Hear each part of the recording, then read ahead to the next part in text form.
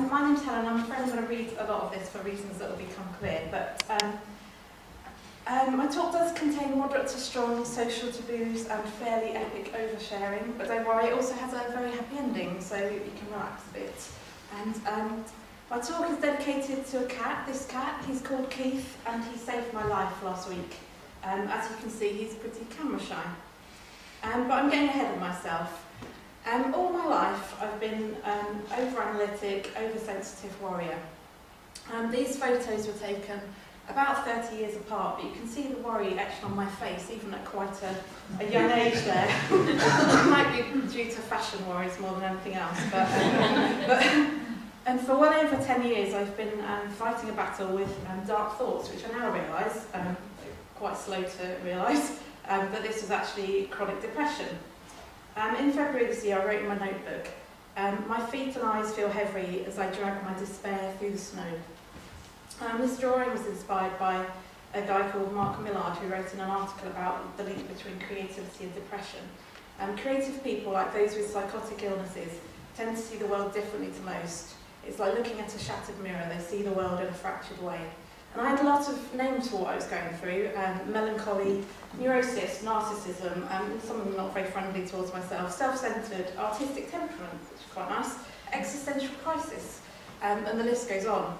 But after more than a decade of trying to and failing to fix myself, I realised I needed help, and in July last year I typed this into Google.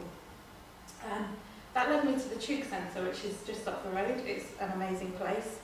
And I've been seeing a brilliant counsellor since every Friday since then, and I felt hopeful that I wouldn't want to kill myself anymore. You know, it'd be quite good. But in December I had to accept that I was at even more risk, and I reluctantly went and saw my GP for the first time.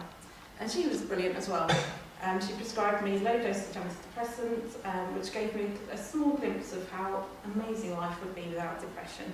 But unfortunately, things started getting even darker. And as a last resort, I contacted a place called the Bettakultcha Respite Centre in London, which is a sanctuary for people with suicidal thoughts. After several phone calls, a couple of phone assessments, I found myself on the 4th floor of this wonderfully ordinary house in near Finsbury Park. And that's where I met Keith the cat. He was huge, slightly aloof, and also saved my life. But of course, Keith didn't save my life alone. He had a lot of help from humans, squirrels, pigeons, fat ones and pretty ones, and these are just a few of the names. I haven't put them all down there, but large up there is my husband Mark, my best friend, my twin sister, my cousin and my boss, who all knew who I was and supported me from a distance. The Bettakultcha is run by a small team of directors, about 100 volunteers, and between them they've provided 24-hour cover for me to help me through my suicidal crisis. But they're not people savers. They simply provide warmth, kindness, space to just be, and time to reflect on how I'd arrived at their door. I've no idea how they work their magic, and on Saturday morning I still felt very unsure that I was ready to go back to the real world. I desperately wanted to stay one more night, which I think is what everyone feels when they're there. But by Saturday lunchtime I was completely ready to head home. Felt a level of safety, happiness and resilience that I hadn't felt for ever, and I had never dreamed it was possible, and somehow they'd helped me find the missing jigsaw piece that I was looking for.